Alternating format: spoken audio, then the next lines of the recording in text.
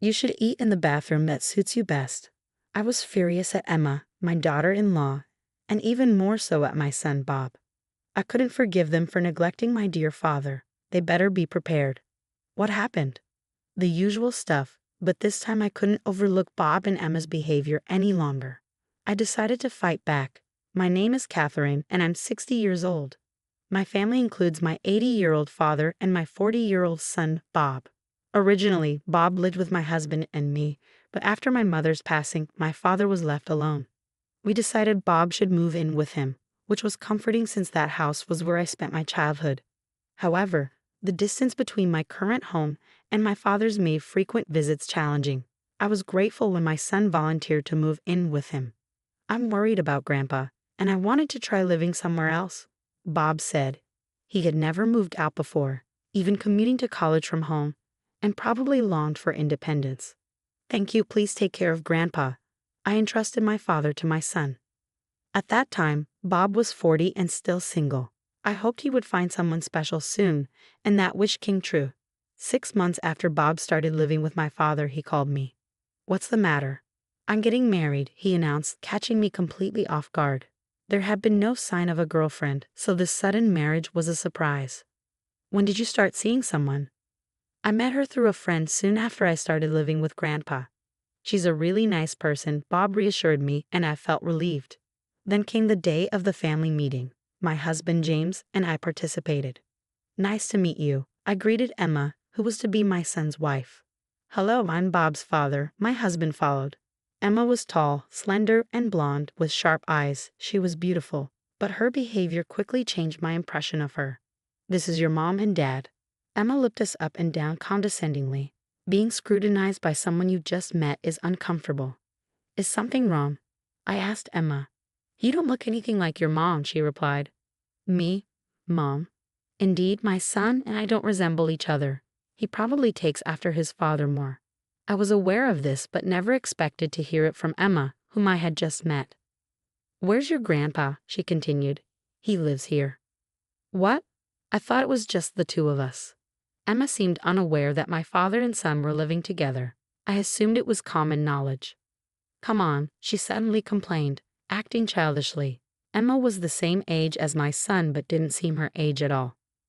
"I thought I'd be living with you alone, Bob," she pouted. My son looked disturbed by her behavior, and my husband was also visibly surprised by Emma's outburst. But Bob must have chosen her for a reason. Even as she threw a tantrum, my son looked at her kindly and calmed her down. "It's okay. I'll take care of Grandpa." "Really? I won't give you that burden," Emma replied. "If that's the case, I'm fine with that."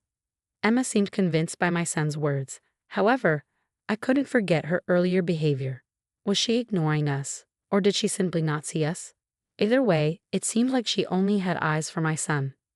In a way, it was sweet, but as her future mother-in-law, I was full of worries. Could I get along with her? Our first impression was so overwhelming that I found myself disliking Emma despite just having met her. My husband later admitted he felt the same way. "Will everything be okay?" I asked, worried. The problem wasn't just with Emma. I was also concerned about her living with my father. Clearly, she was reluctant to live with him. Despite my son's willingness to care for my father, I feared Emma might be cold towards him. Even during the family meeting, she barely spoke to me and seemed distant. The same with my husband. I'm not just worried about myself, but mostly about my father. I usually don't visit often, but now I know I should check in regularly. I made a promise to myself to do that. There was no news from my son and Emma for a month after their marriage. I thought my son would contact me if there were any problems. But so far, there's been no word. I assumed this meant things were going well. So I decided to leave them be. Above all, I wanted to avoid any interaction with Emma. Then one day, Bob and Emma suddenly returned home. Emma looked visibly upset. "What happened?" I asked. "I just don't get your dad," Emma snapped. She was angry at my father, saying he had stormed into her room after 2 o'clock a.m. because she had been on the phone loudly with friends until late at night. That's when most people are asleep, so I couldn't help but sympathize with my father. "I told you I didn't want to deal with David, didn't I?" Emma was angry, not with my son, but with me. I couldn't understand why she was angry at me. It was my son who decided to live with his grandfather, not at my command. Emma was lashing out, and I was at a loss. I wanted to live quietly with Bob, so why did things have to be this way? Her last comment struck me deeply. That's because you don't even care to look after your own parent. After venting her frustration, Emma seemed satisfied and left. Are you okay? My husband, who had witnessed the entire exchange, asked with concern. She's a difficult person, isn't she? If you have any problems, just let me know, he reassured me kindly. Thank you. In my nearly 60 years, this was the first time someone younger than me had blamed me so harshly.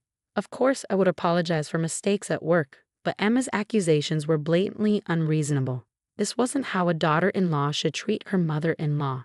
I knew I should care for my father as his daughter, but he wanted to remain in a house filled with memories of my mother and me. He was still capable of taking care of himself, and moving him forcibly didn't seem right. This decision was made after much thought, and Bob agreed to live with him. I didn't think Emma had any right to interfere. This incident made me even less inclined to interact with her, though avoiding her proved difficult. One day, Emma showed up at my house alone, without Bob. It was the first time she had visited by herself, and her refusal to even address me by name irritated me further. I wondered if Emma lacked basic manners. What's going on? I asked, reluctantly stepping outside. Emma looked at me with distaste. Oh, you are here, she said, as if annoyed. Then she started yelling at me. This is all your fault. My fault. Yes, I married Bob thinking we would live together. So why do I have to live with David too? She was still holding a grudge about my father. I asked Emma, isn't Bob taking care of my father? He doesn't look after him at all and leaves everything to me. It's ruining our married life, she retorted. She glared at me. It's all because of you. With that, she left without waiting for a response. I wanted to explain to Emma that my father wanted to stay in his house, but it seemed pointless. Emma wasn't willing to listen, and anything I said would be met with resistance. The situation made me want to avoid Emma even more. But I was concerned about my son not caring for my father. Worried, I decided to visit my father's home after a long time. Even though he could take care of himself, I wanted to see if Bob was really looking after him. 2 years after Bob and Emma got married, they had a child, my grandchild. I decided to visit for Christmas, excited to meet my first grandchild. But now, it seemed like my father was being put on the back burner. I couldn't forgive Emma for treating my father like a nuisance. Finally, the day came for my visit. It had been 6 months since my last one. I'm home, I said. Emma greeted me with an unmistakably displeased expression. I was used to her attitude by now. It probably wouldn't change. I went straight to my father's room only to find it had been converted into a nursery. Had they given up his room for the grandchild?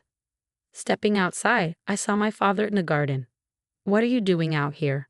I asked. Why was he sleeping outside in the cold? Emma then brought some food. Here's today's portion. Eat in the bathroom, as usual. I was shocked by her words. Why was my father eating in the bathroom? It's the usual thing, my father answered. Emma was treating him terribly. He had to eat in the bathroom and sleep outside. It was as if he wasn't even considered a person. I was also angry at my son for not speaking up. If this was the usual treatment, it meant my son was also failing him. This was unforgivable. I decided to confront both my son and Emma. I tried to persuade my father to move in with us, but he shook his head. This house has memories, he said. I expected this but insisted he should come live with us. It's not good to stay here anymore. Come live with us. I will never make you feel this way again, I said. It took time, but eventually my father agreed. I felt sorry for him, but it was the only way to retaliate against my son and his wife. So my father moved in with us. My husband gladly accepted him. I hoped David could understand our decision. I was deeply grateful for my husband's kindness. When I told my son and Emma about my father moving in with us, they responded with indifference. Is that so? They said. Emma seemed relieved. Just imagining her face made me angry. This was the start of my real retaliation. One day, after returning from a visit to Emma's parents' house, my son found his house had been demolished. What's going on? He asked, confused. The house where he had been living was now a vacant lot. I called him to our house. Why are you calling me out of the blue? He asked angrily. I needed to explain the situation. Hearing my story, he became even angrier. Why did you demolish the house without telling us? Well, you don't mean Dad, right? What does Grandpa have to do with this? I replied firmly. I don't want you and your wife taking over the house filled with memories. You're neglecting Dad, aren't you? I asked my son. Just then, the doorbell rang. It was a hassle to deal with visitors at a time like this. I coldly said to Emma, I didn't think I needed to be kind to someone who treated my dear father terribly. Bob's nowhere to be seen, and suddenly the house is demolished. What's going on? Mom did it, my son said to Emma. What? You did it? Emma still didn't address me by name. It seemed she never really saw me as her mother-in-law. Yes, I did it, I admitted frankly. I didn't think I had done anything wrong. My father and I had been harassed. Why would you do this? Our house is gone. Emma was angry. Explaining why I demolished the house seemed troublesome, but I did it because it was the house where I spent my childhood. My father never wanted to leave it. David's opinion didn't matter. Emma's reply made it clear she only thought about herself. I couldn't afford to lose this battle, but Emma, who married Bob, was incredibly difficult. She never called me by name and constantly harassed me. When I demolished the house, Emma finally showed respect as her mother-in-law in a moment of trouble. You finally called me Catherine, I said, unable to stop smiling. My son's face was strained. Emma, trembling, offered, I'll do anything if you drop the lawsuit. Then promise you'll never come near this house again, I demanded. Not just to my father and me, but preferably not to our grandchild either. I wouldn't want a child raised by someone like you. Emma apologized. I don't want to be separated from my child. I understood her maternal instinct, but I had no sympathy left for her. Ignoring her pleas, I continued, What you're feeling now is the pain I've been carrying all this time. Emma looked startled, perhaps finally realizing the weight of her actions. Turning to Bob, I asked, Do you still intend to stay married to someone like this? I looked at my son, who had been silent. Could he really be okay living with someone as unpleasant as Emma? Bob, you've been part of the harassment towards Dad, just like Emma. No, that's not it. Bob suddenly protested. I was always being ordered around. Ordered around by whom? I asked. Emma told me to feed Grandpa in the toilet and to keep him out of the house as much as possible, Bob confessed. I glared at Emma. She had threatened to take all his money if he didn't obey her. How could you? Emma objected. I sighed deeply, exasperated with Emma. Did she not love my son at all? Was she trying to separate him from his father? Of course I don't love him, Emma admitted. I married Bob because he was single until 40 and had a lot of money. I didn't need Bob, just his money. You married my son for that reason? I asked in disbelief. Yes, that's right, she confirmed. I was furious. I had never shouted so loudly before. Emma's unreasonable actions and threats towards my family were unacceptable. I could no longer consider her a human being. For the sake of my family's well-being, I had to take a stand. It's unfortunate, but goodbye, I said. I placed Emma's belongings outside and led her to the front door. Don't ever come near my precious family again. Emma's protests and knocking went ignored until she finally gave up and left. My son, stunned, didn't chase after her. It was natural for him to want to escape from the threats. I felt a wave of relief. I hadn't felt this good in a long time. Since Emma came into our lives, I had been constantly stressed and worn down. After all the harassment I endured, I believed I had managed to retaliate well against her. Peace finally returned to our home. My son divorced Emma without issue.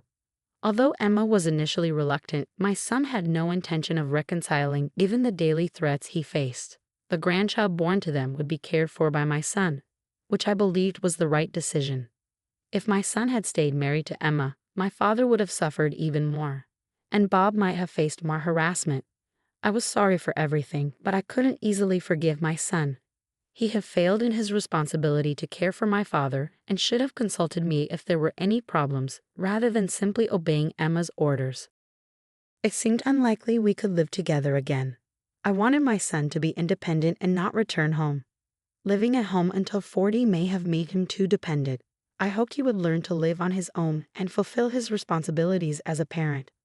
I understand, he said, taking his child and leaving our house. This was for the best. My father quickly settled into our home and seemed more at peace than he had been at the old house. Seeing him adjust so well made me very happy. Being with family truly makes any house a home. I felt deeply relieved that we could live together peacefully, and I hoped our family would continue to thrive harmoniously.